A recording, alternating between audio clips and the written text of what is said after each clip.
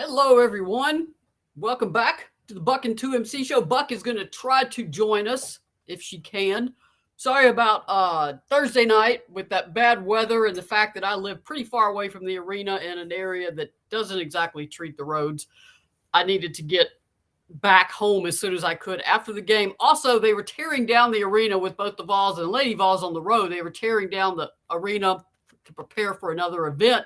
So we weren't allowed to be out there anyway because they were literally dismantling press row and the sidelines and all of that. So we're glad to be back. I say we because I consider it Buck and 2MC show in spirit. Even if Buck isn't here, we're still a we. So that was a typical Tennessee Ole Miss game. To be honest, that is the way things go with Tennessee and Ole Miss. It's a physical game. If people don't know, and I think most people here do, Ole Miss had a 13-game winning streak.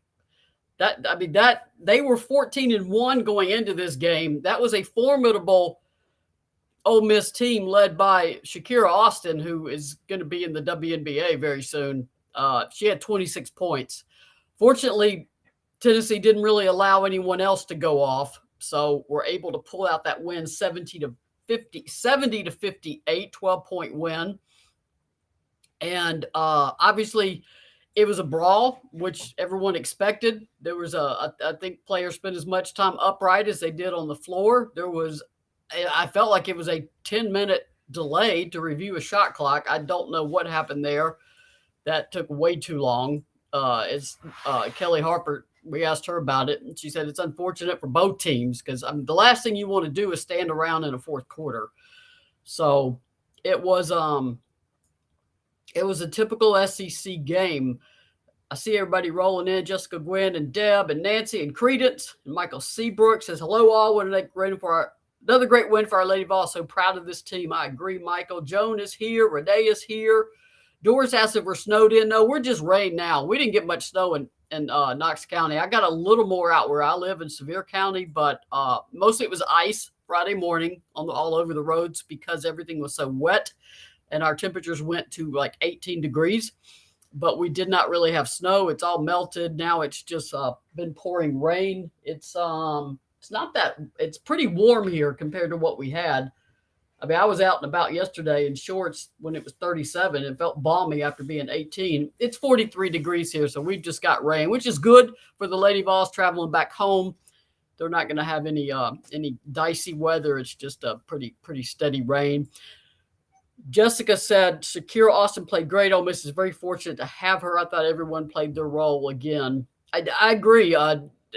Obviously, Ole Miss strategy was to neutralize Tamari Key. And that worked. I mean, Key had 6 points. She made her free throws. She got 1 of 2 shots. But Jordan Horston, that opened her up. That opened Alexis Dye up. And Tess Darby cannot say enough about her threes. Those 3-pointers that she hit in the first half were huge. Also, when Ole Miss coach got a technical foul, it was Tess Darby in the second half that went to shoot the free throws and made both of them. Jordan Horston, 20 points, 10 rebounds, another double-double for her. She is just having an outstanding season. And then, of course, Alexis Dye, she showed that pretty jump shot she has. When she gets in a rhythm, that is just an amazing shooter. Alexis Dye had 17 points. Tennessee had way too many turnovers. They know it, but they managed to neutralize that as much as they could, and they also scored off of Ole Miss turnovers. So won the rebounding battle, which you've got to do. Let me see if I can find my stats. The stats froze midway through the second quarter and didn't come back until midway through the third. Kelly froze on the Zoom meeting. It was, I guess, I don't know, Oxford maybe having some weather too. It was, let's see, total rebounds 46 to 28. So just another typical Tennessee game on the glass. Glenda said they beat Key to death. Yeah, Ole Miss is a physical team, and that was the kind of game that was expected. And what you've got to do when that's happening inside is other people have got to score, and that's what happened with Tess and Jordan and Alexis. So as Alexis said, we're just a team. We can come at you with different people. Kelly also pointed out that they were getting some good looks because of all the attention Tamari was attracting inside. Marion said, "Hello, I'm curious about your opinion of the fourth quarter." I think the long review on the shot clock, I think, got both teams completely out of sync. That was almost a 10-minute review. That just cannot happen on any review. If you can't decide in like 2 minutes, just go with your original play and play on. I think both teams were tired. I think both teams, that was like I said, players spent a lot of time on the floor. Was it a clean fourth quarter? No. Tennessee still held them off. I mean, you knew Ole Miss was going to make a run. I mean, they were, like I said, they entered this game 14-1. Ole Miss lost its season opener and then won 13 straight, including a pretty convincing win over South Florida, who Tennessee also beat. So I don't want to take anything away from Ole Miss because that is an outstanding team. I do think Tennessee got a bit out of sync. Both teams looked pretty ragged in that fourth quarter, and that may have just been the catching up of the game and the 10-minute delay, and everybody basically just ready to get this game over with, and for Tennessee get on the plane and come home. So, and Kelly knows it. She said, we had to overcome some stuff, but she's proud of their resilience. I mean, they absolutely, I mean, Ole Miss was making its run, which you knew was going to happen. And Tennessee bent some, but they didn't break. And they never lost their lead, and they really never let it get under double digits. I think it got to 10, but I would have to I would have to go back and check the running play-by-play. Like I said, the stats got frozen during the game, so it's a little bit harder because, as I know, y'all watch the broadcast like I do. There's a lot of chatter, but not always a lot of play-by-play. So I really rely on those online stats, both home games and away games, to really see what's going on in terms of calls that are made and fouls and that such thing. So Renee said, I was shocked that we came out of that long review and they gave us the ball. I was too. The only thing I can think is that the inadvertent whistle after the shot, which did graze the rim, it should not have been a shot clock violation. I think the inadvertent whistle, they couldn't decide whether that would blow the play dead or I don't know. They ended up just giving Tennessee the ball, which that should not take that long to come up with that. Lisa asked what was the technical called for. Coach O was trying to rally her team, and it worked. She got them fired up. I mean, at that point, they're down 20 and looking like it's going to be that kind of game. And she just got fired up at the refs. And that was what you call a calculated technical. She knew she was going to get it. She sent a message to her team to fight and keep going.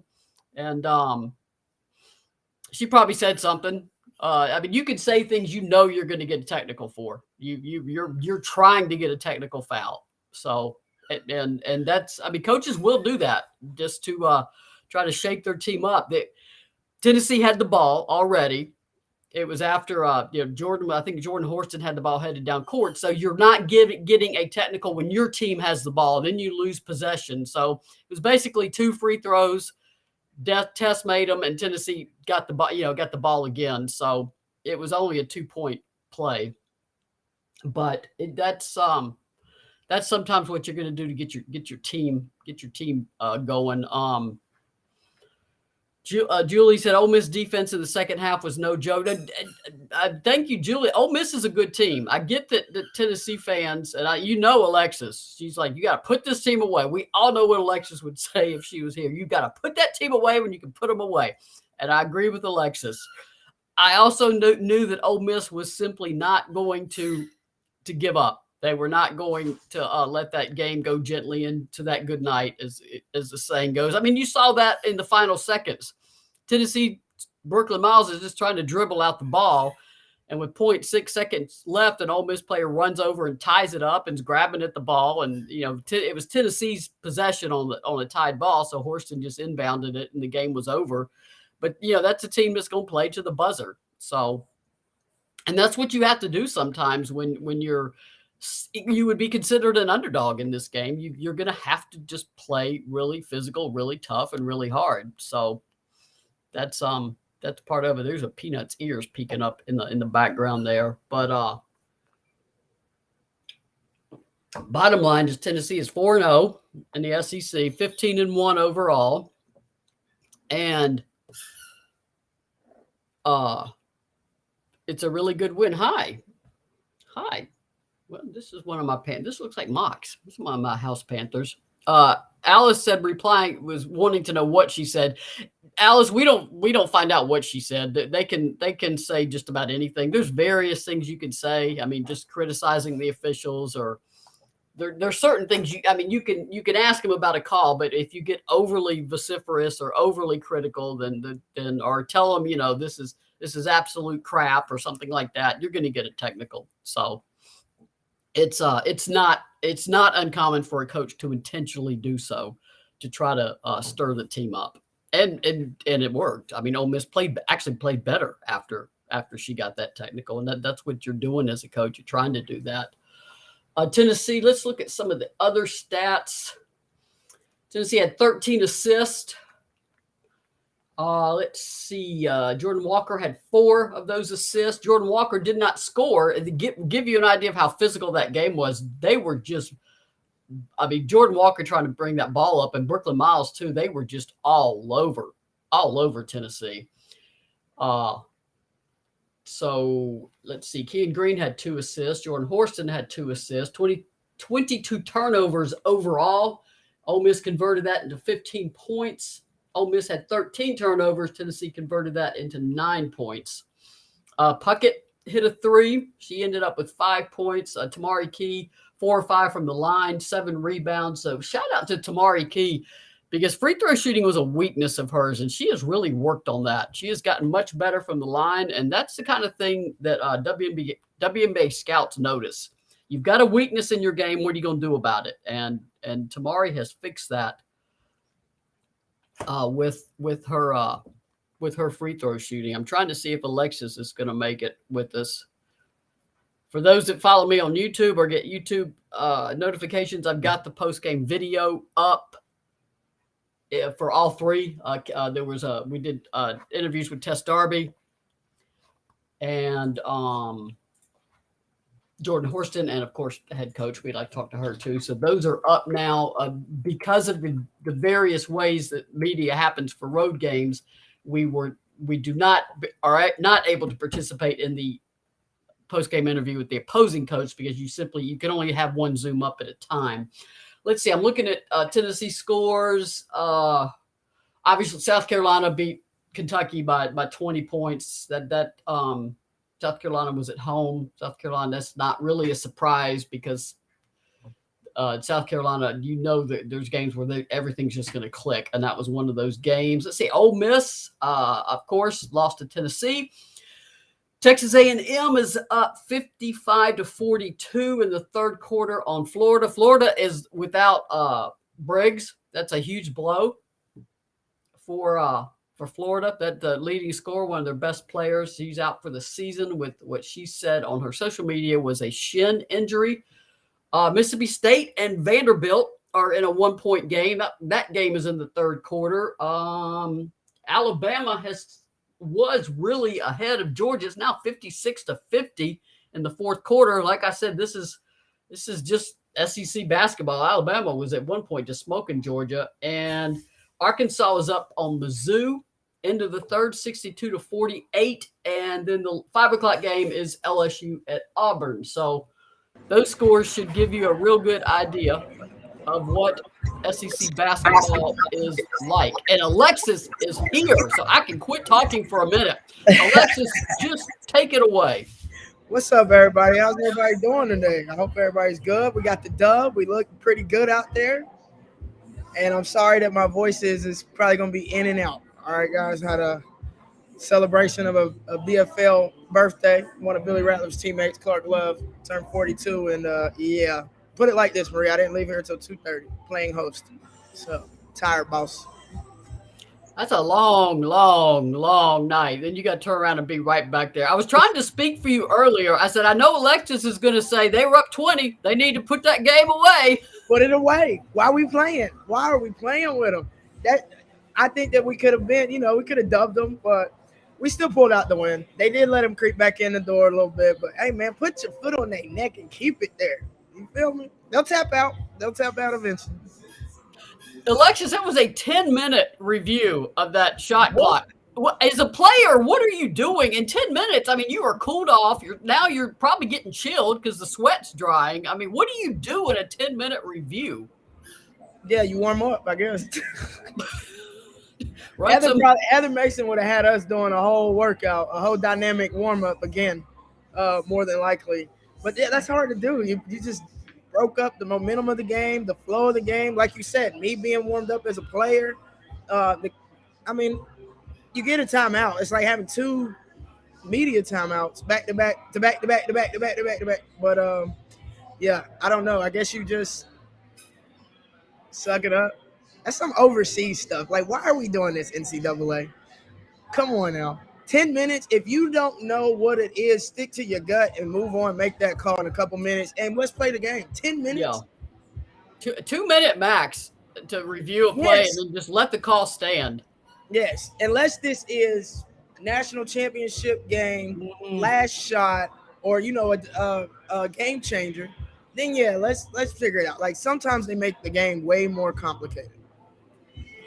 Karen asked who does the locker room videos. The Lady Vols have a videographer. All the teams do. They have their own in-staff videographer. I'm not certain of the person's name who does it, but that is Karen. That is an in-person staff member at UT Athletics Department. They have their own photographers, their own videographers. So the next post, they're having these fun locker room little shenanigans after they win. So I'll have to go check it out. Apparently it's been posted to social media. Lee Ann said there were a bunch of Tennessee fans at Ole Miss. Lee Ann, were you there? Krista Beth Paul. That's right. Thank you. That's her name. She does a great job. Lee Ann, if you were there, let us know what the atmosphere was like. It looked like, I mean, I could hear Ole Miss fans cheering, but you could hear applause after Tennessee made basket too. So it's always like that, though, Marie. I was having a conversation with somebody here in the restaurant the other day about everywhere we played, it was a sea of orange. Every single, I mean, the majority of the fans. Were you and I having that conversation? Is that on the podcast? I don't know. I don't remember. No, Leanne Johnson Cox was there, and she said the Tennessee fans were loud. I was just asking her what the atmosphere was like. Yeah, no, I was saying I had that conversation about just the atmosphere and how great our Tennessee fans are, and they travel everywhere. I don't care where it's at. And to me, as a player, that was an amazing feeling. To no matter where we played, you had that feeling, some sort of feeling of a home game. Minus like Stanford, because Stanford, they packed the house with their own people. So there would be some orange, but it wasn't, enough to flood it. When we played in Cameron, that was a little hard. But for the most part, we're going to hear them more. We're going to see more orange in the crowds. And it's a great feeling. So kudos to all those that traveled to Ole Miss.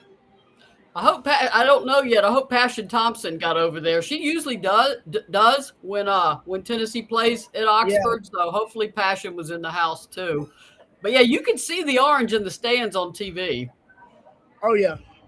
Trish said Tennessee came to Penn State a few years ago, and I was amazed at the amount of orange. I remember seeing that too. I mean, Tennessee fans, especially ones who live in that area and don't typically get to see the team, they really are happy when Tennessee comes close by. Oh, yeah. Keep it up, fans. Keep it up, man. Let's keep packing the house here at Thompson Bowling Arena. It is starting to get a little more and more fuller every game. I know it varies by game, and Thursday was different. The weather last Thursday messed everybody up. Your backyard looked nice though, Maria, like a winter wonderland back there, huh? Yeah, it's pretty. I like it. I like the snow, and I don't like the ice. I can do without the ice, but I like the snow. Shatina said, I went to a away game, maybe tournament game, and a group of people stopped us in a restaurant and said, do they bus in Lady Vol fans? Sometimes they do. Yeah. So it's just called loyalty. Leanne said Tennessee fans travel well. When game was over, whole team waved at us. I've noticed them doing that after road games. They're finding the Tennessee section and thanking them for being there. And they should. I mean, that matters to the team. Caroline said, are you all surprised by our success? In a word, I am not. I'm not surprised. Am I pleasantly surprised by how well they have won some of these games? Yes. But I thought Tennessee would show what they were in Kelly Harper's third year. That gives the coach time to instill her system, her culture, and her plan of how she wants to win. Oh yeah. I mean, Alexis, you maintained all along this could be a Final Four team. I wasn't on board with that with you earlier, but you have not wavered, and I'm starting to believe. I mean, I don't want to put that kind of pressure on them, but Yeah. they're if they play well and Yeah. and continue to rebound and defend like this, they Yeah. have a shot against anybody. Absolutely. And the reason that I said that and I hadn't wavered on that statement, Maria, is because once I got to watch them, you know, in the summer practice, and I told you that the very first practice back, and I told you how bad it was. Um, but it continued to get better. And then when I had the opportunity to play pickup with them, it was night and day from the first time I played versus the next time I played or the next couple times I played. And they showed me that number one, they want to win. They're here for it. They want to listen. They want to learn.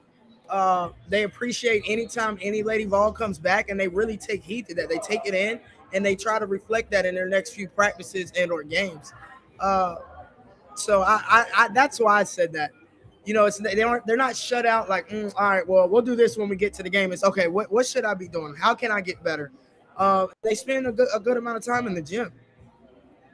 That's good. I mean, that's the team has to buy in. I don't care what happens. If the team doesn't buy in, you got a problem. Oh yeah, yeah. It's not going to work. I don't care how good of players you have. I don't care how great the coach is. It's not going to work. Lex, Jessica wants to know, do you think that is just chemistry and picking up on the system?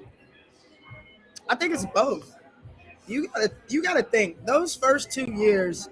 Let's call it COVID seasons. I mean, it was interrupted. It was disrupted. It was you don't know what player is going to be there or not. Um, let's just talk about the team practices and workouts. They didn't even get to really have too many of those. And now you're coming into not only the third season, like Maria says. So Kelly had that time to instill her system, learn her players learn her. But also they had time to work together. They had time to actually have real practices, real workouts, individuals, team, positional breakdowns. They got a chance to play pickup, all this other stuff that you need to do in order to come into the season prepared.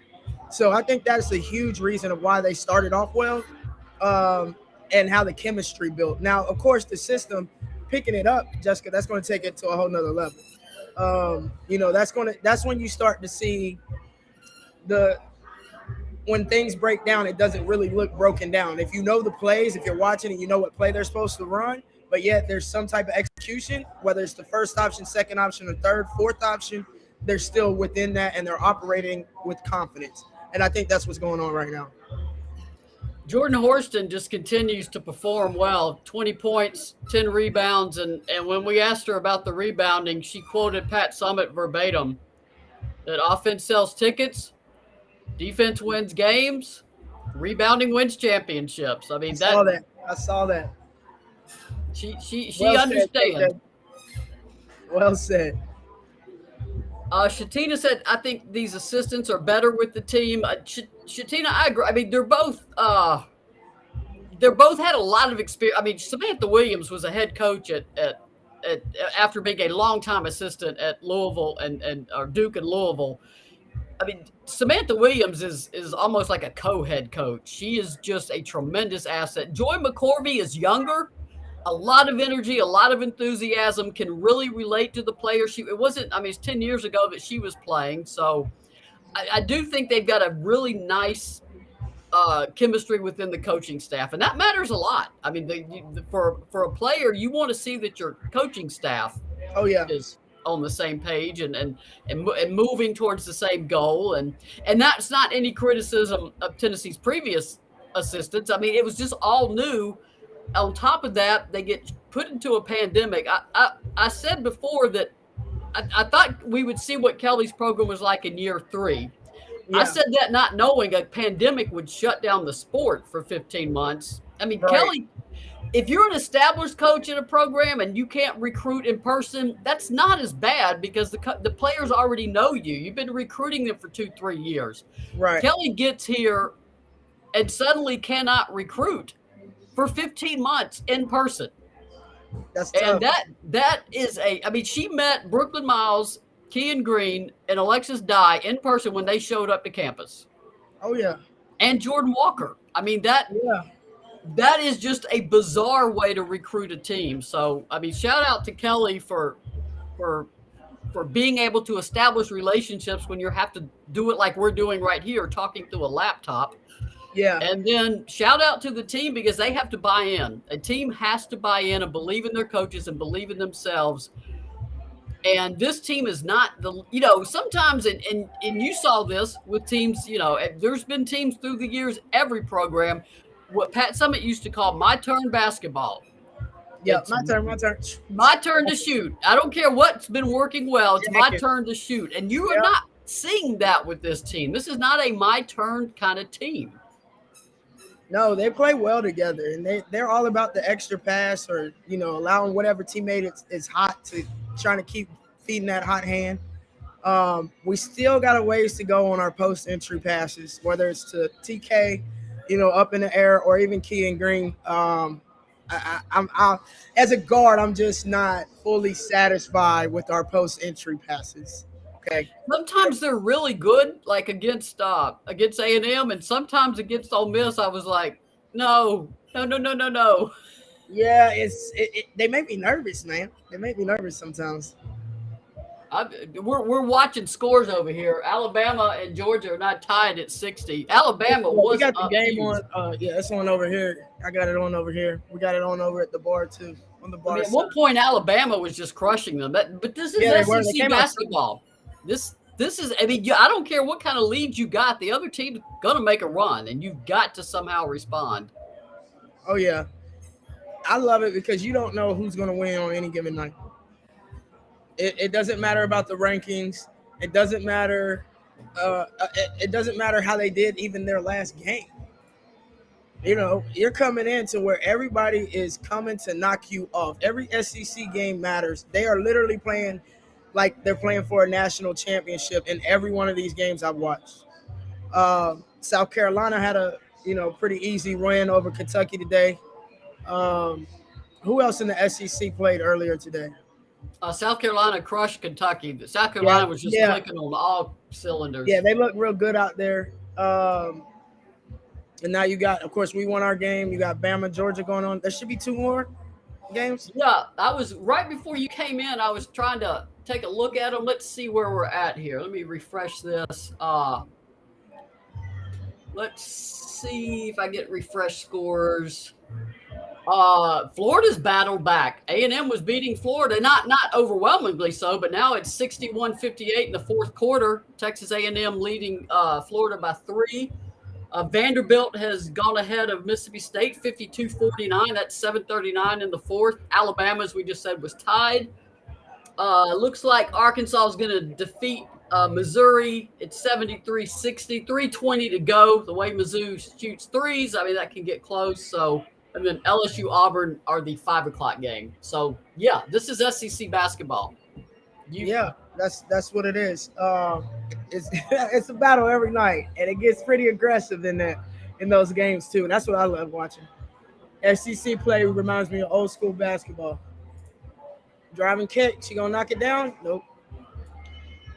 I know it's SEC is I will always maintain it's the best conference in the country, particularly for its parity.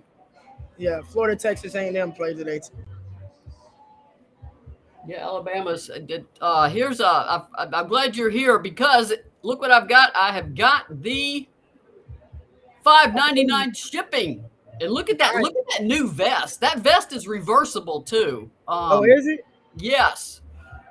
New gear coming in, $5.99 shipping. You need to make a minimum order of $40 and order today. The $5.99 shipping was yesterday and today. People always like cheaper shipping.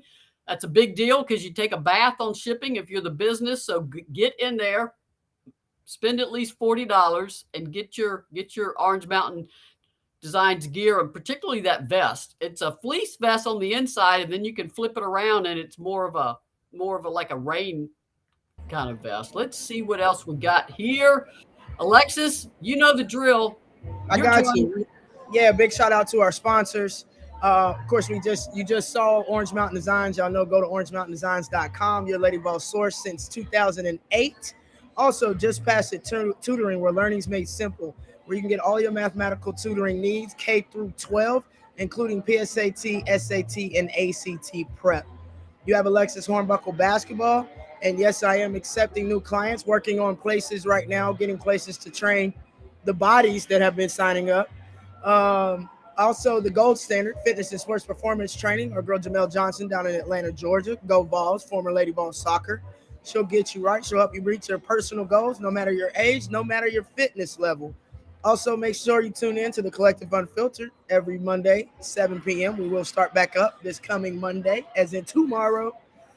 All right. And Billy Rattler's Tap 40 Grill Sports Bar Experience, where I'm at right now and where you can find me most of the time, at least 50, 60 hours a week. I'm in this thing. Uh, so come see me. And just a reminder that the Yukon game watch party with Orange Mountain Designs all over again. Had fun on the first one. Looking forward to the second one. Obviously, Lady Vols are on the road. They got 2 road games. They go to Vanderbilt next. That's always a fun place to play, as Alexis knows. 9 o'clock tip, so people get your naps in because that's going to be a late night. Oh, yeah. Oh, yeah. Late night. That court, I feel like every time we played in Vandy, Pat found a unique way to motivate me and make me mad and play. Every single time. And it always started on the bus.